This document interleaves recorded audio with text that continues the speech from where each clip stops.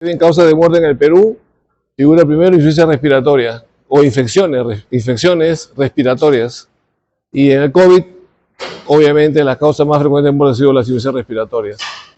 Después siguen otras condiciones, ¿no?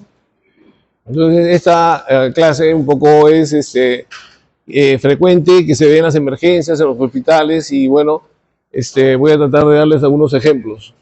Este es un caso clínico de un paciente con COVID, ¿no? Que llega con insuficiencia respiratoria. Estaba con oxígeno y a pesar del oxígeno estaba saturando 80%. Estaba saturando bajo, menos del 90%. Y la siguiente.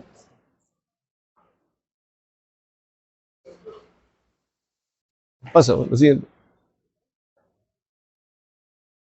Ustedes pueden ver ahí la radiografía de tórax, donde hay un infiltrado bilateral, en virus esmerilado, difuso, en ambos cabos pulmonares, compromete las bases, las zonas apicales y mediales. Entonces, insuficiencia respiratoria por un COVID, la siguiente. En la evolución, con el soporte, este paciente no respondió a oxígeno, se tuvo que poner un ventilador y luego fue mejorando solamente con el tiempo, porque saben que el virus no tiene tratamiento, o sea, solamente da soporte de vida hasta que el mismo organismo vaya limpiando el proceso inflamatorio. Y finalmente se limpió la placa, salió del ventilador, la siguiente. Esos son parámetros oxigenatorios del ventilador, la siguiente. Y el paciente se fue de alta, ¿no? Como muchos pacientes del COVID. La siguiente. Este es otro paciente, por ejemplo, que tiene una obesidad mórbida, tiene un índice de masa corporal de 60 y tiene un síndrome de apnea, sueño, de hipoventilación. Es un paciente que llega también con insuficiencia respiratoria, ¿no? Y con encefalopatía metabólica, llega casi en sopor, casi en coma. A descartar neumonía, descartar tromboembolia por factores de riesgo, obesidad, poca actividad física, etcétera. La siguiente. Se le hace una gasometría, un análisis de gases arteriales y tiene una acidosis respiratoria descompensada. Se le hace una inmunofluorescencia de hisopado y sale que tiene un virus de parainfluenza. Se le hace una angiotomografía de tórax y sale que tiene una trombosis, una tromboembolia pulmonar. Entonces tiene varios factores, no solamente es el parainfluenza, no solamente es el EPOC o el síndrome de apnea del sueño, sino que también es la tromboembolia pulmonar.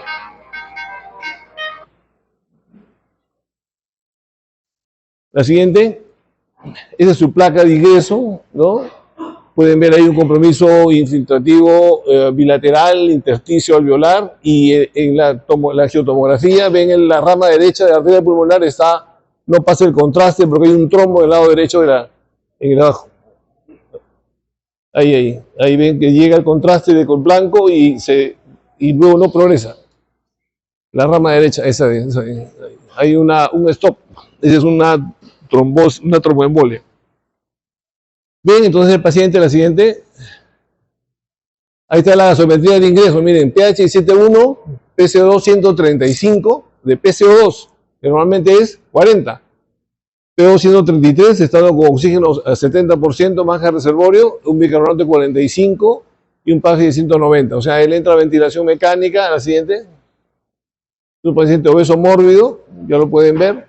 La siguiente es cuando está saliendo ya del ventilador y la intubación, ¿no? La siguiente.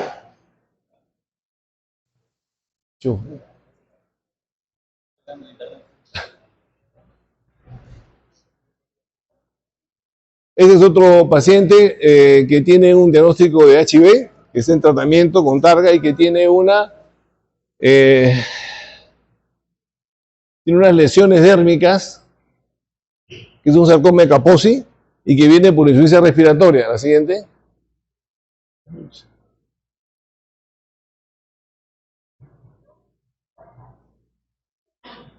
Estamos fregados, ¿no?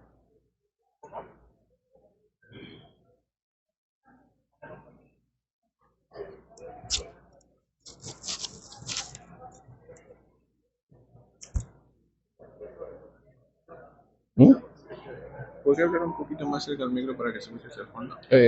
Una super Ya.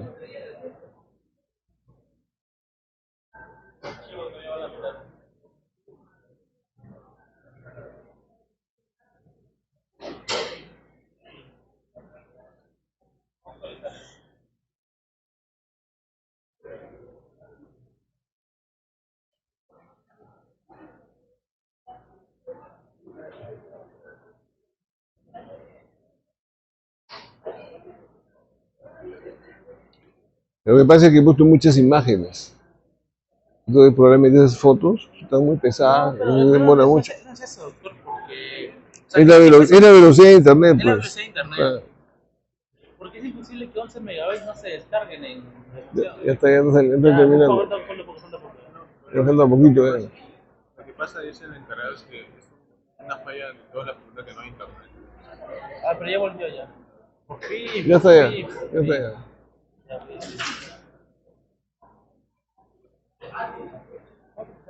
Bueno, pues.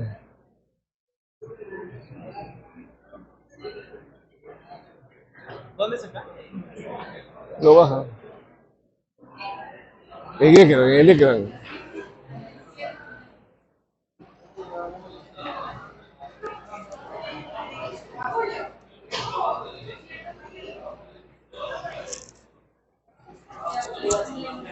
Ahí. Pantalla completa. Ya está bien. Ya, está bien, ya. Baja. Voy bajando. Baja, sigue. Ya, esa es la siguiente lámina. Bueno, estas son las lesiones para que ustedes la conozcan. Estamos haciendo un poco de clínica, creo, para que vean lo importante y lo frecuente que es la insuficiencia respiratoria. Esta paciente tiene un HIV, parece que no ha estado con un tratamiento apropiado, tiene este sarcoma, la siguiente, viene con insuficiencia respiratoria, bueno, tienen todo el cuerpo, la siguiente. La primera placa de ingreso es el 30 del 12. Miren ustedes, pulmón blanco, insuficiencia respiratoria, distrés respiratorio, y evolutivamente, miren, el 10 de enero, 13, 15 de enero se va limpiando, el paciente se le da tratamiento para, sale en el hisopado, en el PCR, el aspirador traqueal, sale neumocitis girovesis, se le da el tratamiento, un cotrimoxazol, corticoides, y el paciente se limpia, sale de alta. La siguiente. También hay insuficiencia respiratoria debido a enfermedades neuromusculares. Por ejemplo, es una niña de 16 años que tiene una miastenia gravis, una crisis miasténica, hizo falla ventilatoria y tuvo que entrar a ventilación. Aquí le estoy tomando una foto a la salida del ventilador con una ventilación no invasiva. Y este es otro paciente, es un chiquillo de 15 años que viene de Huancayo, de Yungay, que tiene un Guillain-Barré, tiene una cuadriparesia flácida, no tiene fuerza para respirar y estuvo en ventilador como 3 meses. Salió posteriormente el ventilador con traqueostomía y se fue a su tierra, ¿no? La siguiente. Este es otro caso, ¿no? Dramático. Es una niña de 3 años que llega con una neumonía bilateral. Ustedes pueden ver ahí las imágenes con insuficiencia respiratoria y lo ven al intensivista pediatra que la está intubando. Esta niña se le hace un hemograma y se le encuentra que tiene 3.800 leucocitos y 72% de blastos. O sea, es una leucemia aguda.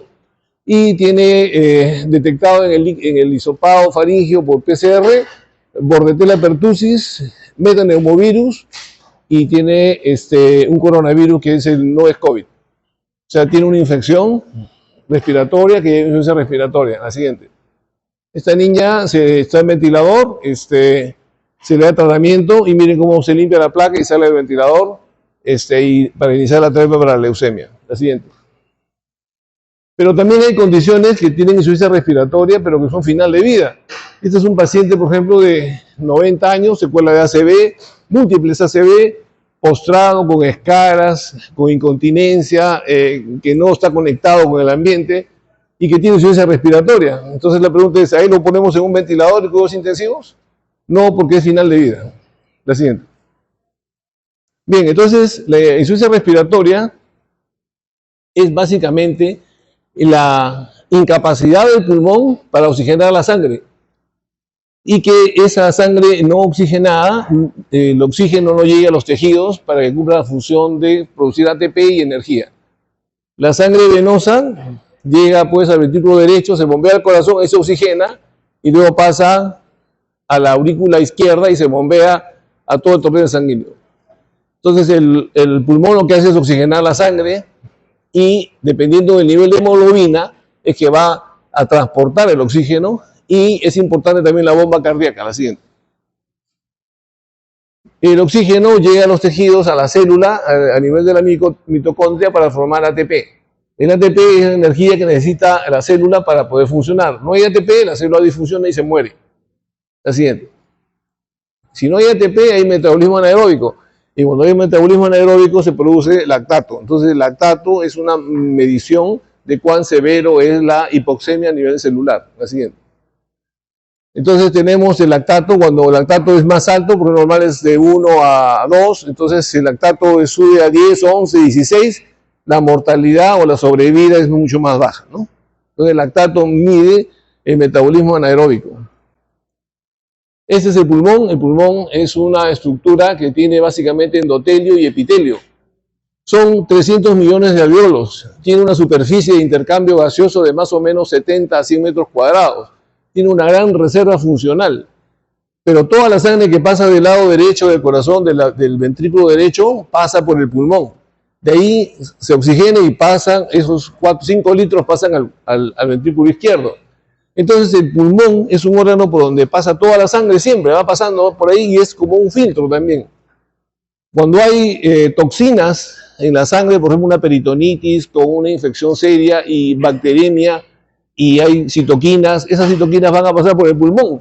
Entonces el pulmón, como es un órgano donde recibe gran cantidad de sangre y hay citoquinas o productos inflamatorios, va a sufrir una inflamación. Por eso que hay pacientes que tienen peritonitis, tienen apendicitis, colecistitis, pancreatitis, y esa inflamación va por el pulmón se inflama y se pone blanco, como han visto antes, ¿no? Igualito se pone blanco, porque es un proceso inflamatorio secundario a las citoquinas que van circulando por la sangre. Y eso también produce insuficiencia respiratoria. La siguiente. El pulmón se va dividiendo, la tráquea, bronquios hasta 16 divisiones, luego 24. A partir de 16 ya hay alvéolos para poder hacer el intercambio gaseoso. La siguiente. Esos son los alvéolos como un panal de abeja que tiene comunicaciones y tienen una pared muy delgada de 0.3 micras. La siguiente. Y a través de esas paredes pasan los capilares pulmonares con glóbulos rojos que van pasando de uno en uno. Ahí ese nivel se produce la difusión por diferencia de presiones. La siguiente. Hay una microfotografía de una histología del alvéolo. Hay neumocitos tipo 1 que son epiteliales de recubrimiento y los tipo 2 que poseen el surfactante. El surfactante sirve para que el alvéolo no se pegue y no se atelectasie. Entonces el surfactante permite que haya cierto grado de aire en los pulmones al final de una expiración forzada, que es el volumen residual. La siguiente.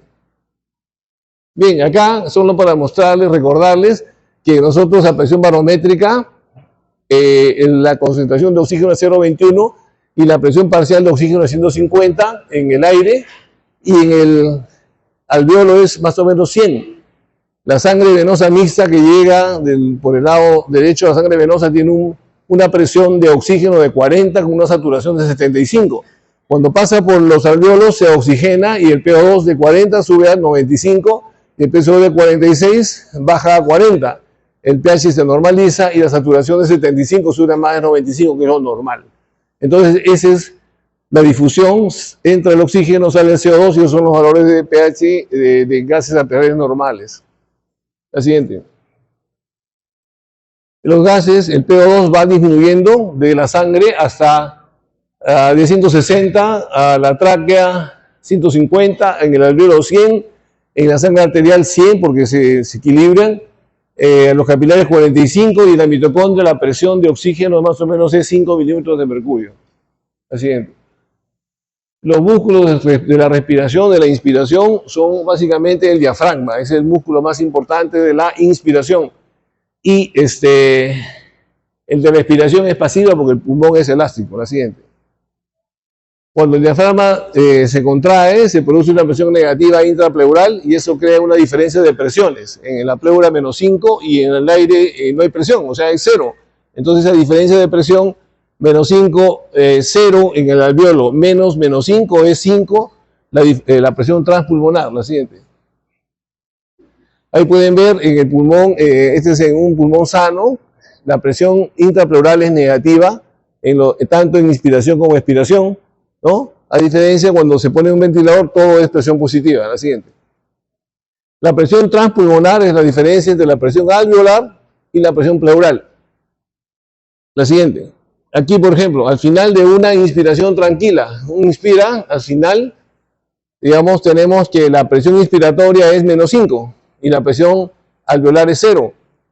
Entonces la presión transpulmonar es, como les decía, 0, menos 5 es 5. Esa es la presión transpulmonar que hace que ingrese 500 centímetros en promedio, ¿no?, de aire hacia los pulmones en la inspiración, y la expiración es pasiva, la siguiente.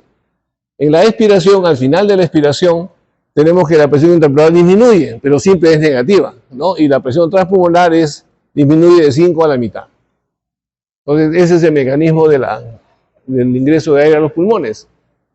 ¿Cuánto llega de aire? 500 usualmente. ¿Cuánto hay en espacio muerto anatómico, que es la división hasta la división 12 del árbol bronquial? Es 150.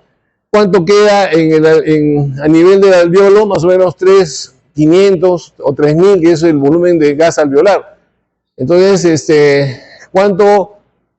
si yo tengo una ventilación total en el alveolo, ventilación alveolar de 5 litros, y la sangre pasa 70 por 70 latidos, 4.900 o 5 litros, hay una relación más o menos 1:1 de la sangre y el aire que entra a los pulmones, que es lo que hace el intercambio gaseoso. La siguiente. Esta circulación y esta ventilación no es exacta. La relación ventido-perfusión en promedio es 0.8. ¿Por qué? La siguiente. Bien, a nivel apical, cuando uno está de pie en las zonas apicales, miren ustedes, hay un PO2 de 132, porque se ventila mejor. El aire tiende a irse hacia arriba. 132 de PO2, ahí en ese lado. Ahí. Y al costado ustedes ven que la ventilo-perfusión, o sea, hay más ventilación que perfusión en las zonas apicales. Es 3.3. Y el PCO2, ahí al costadito está en 28. Y el pH está en 751, porque el PCO2 está en 28. Entonces, en las zonas apicales hay más ventilación que perfusión. ¿Y qué pasa en las zonas basales? En las zonas basales, el PO2 es 89, la ventilación es menor que la perfusión, entonces el BQ es 0.63, el PCO2 es 42 y el pH es 739. Entonces hay una inequidad fisiológica en la ventiloperfusión. Que en los casos de enfermedad pulmonar, cuando hay bronquitis, neumonía, enfisema, esta inequidad es mayor, o sea, se hace más evidente, ¿no? Y las lesiones usualmente no son localizadas, usualmente son difusas, heterogéneas. Entonces, hay alteraciones significativas en la ventilación-perfusión en diferentes áreas. La siguiente. La circulación a nivel del pulmón, también acá, como les decía, en las zonas inferiores, es una perfusión continua. En las zonas apicales es mínima porque hay menos perfusión, hay más ventilación, los alveolos están más distendidos, más gorditos. En la zona media del pulmón hay una perfusión intermitente y el alveolo está medianamente inflado. Entonces, miren ustedes, fisiológicamente hay 3 zonas, las apicales con más ventilación y las basales con más perfusión y menos ventilación. Entonces, eso es lo que ocurre fisiológicamente. La siguiente.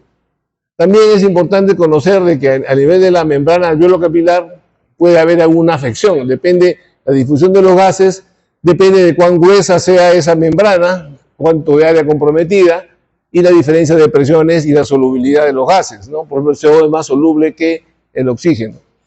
Eso es importante en los pacientes con fibrosis pulmonar, enfermedades intersticiales pulmonares, porque todo el intersticio hace que la membrana sea más gruesa, entonces el oxígeno pasa menos, el CO2 sí pasa. Esos pacientes tienden a hacer hipoxemia. La siguiente. Lo otro que es fisiológico es que normalmente la sangre que pasa por los capilares y se oxigenan a nivel de la membrana alveolo-capilar, el tiempo que transcurren es 0.75 segundos. Y que en los primeros 0.25 segundos se carga de oxígeno, ¿no? Se carga de oxígeno. Entonces tiene 2/3 del tiempo que pasa la sangre por el alveolo para poder circular sin problemas. Pero ¿qué pasa en el paciente con fibrosis pulmonar que tiene un engrosamiento de la membrana alveolar? El tiempo en que se cargue el oxígeno demora más. Se toma los 0.75 segundos para cargarse. ¿Y qué pasa si este paciente comienza a caminar más rápido? La circulación va más rápido y el tiempo que va a circular la sangre va a ser menos. Entonces el paciente va a hacer hipoxemia, se va a cansar al caminar. Tiene disnea al esfuerzo. La siguiente. Otro concepto es que las presiones, los cambios de volumen por presión. Si entra 500 de aire al pulmón y tengo 5, es 500 entre 5. Entonces la compliance pulmonar es 100. Normalmente, la siguiente. Otra cosa importante es el centro respiratorio. Ustedes saben que el centro respiratorio está a nivel del bulbo, ahí en la zona donde se automáticamente funciona. ¿Qué pasa si tengo una lesión a nivel de un ACV hemorrágico con progreso del vulvar? El paciente va a hacer apnea, va a hacer depresión respiratoria, ¿no? Entonces el centro respiratorio es importante y se ve afectado por una serie de factores. Por ejemplo, tenemos los quimiorreceptores que responden a hipoxemia. Si el paciente tiene poco oxígeno, cuando uno va a la altura, va a 4.000 metros, hay menos oxígeno porque la presión barométrica disminuye